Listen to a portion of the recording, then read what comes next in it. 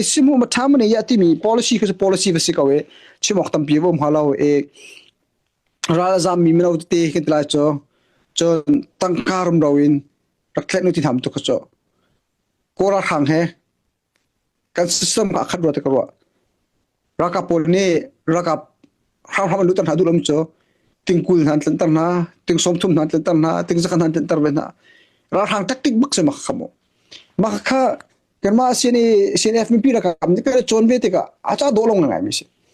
atu online an konglam tampi nen huni chang nan rel chang lai ke ta chiman ka chim la atu ka chimi pole facts se ha kha to chung khonu khopan an ton bak mi ka chimi se ka pol hai sama sala atu the citizen an ma me pi khim ne kan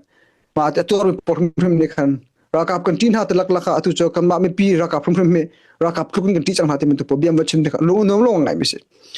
atu so the halor sin ngwe ko hol chim chung ngwe hit de kan tra chate tangka phun phai kha ang hit tha ta ka lak sti ka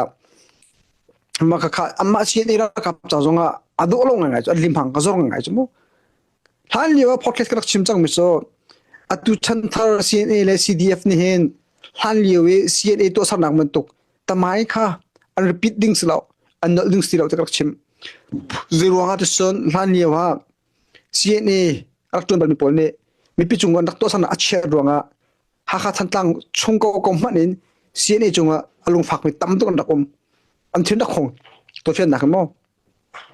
ni janga na thai ko la ha kha thantang li la man ne aliam che CNA ka chan rakram tha law ka chim mi ko pai atu zonga khaban to kha atu thlen na hin CNA le CDF pon hen khaban tok CNA ni anak to chemi tamai thalo po ka repeat and to ok box an ok box li ka chimbal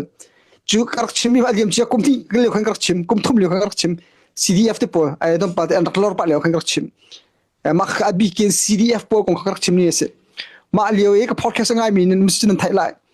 ma leo zo kan dak boi ngai jin na mang le chitin tina khat chitin tina te karak se ha chit te personal tek dak tam tak ma karak se atu wa CNA mara ka bila ne khamen tukha mi pisin ngoi hit mo tangkan na ham min te kan tina heti men tuk thong pa man chua te ka ma kha cho amma tu chung munung bakna chimna munung som ko tla imi so te bakan kan ka umina ka semo ya tu tiang a chun tlai chang munung ho chan chokri lo dis semo je den lo te ra kan thaira je na pishin te la kan thairi lo tu tiang a chan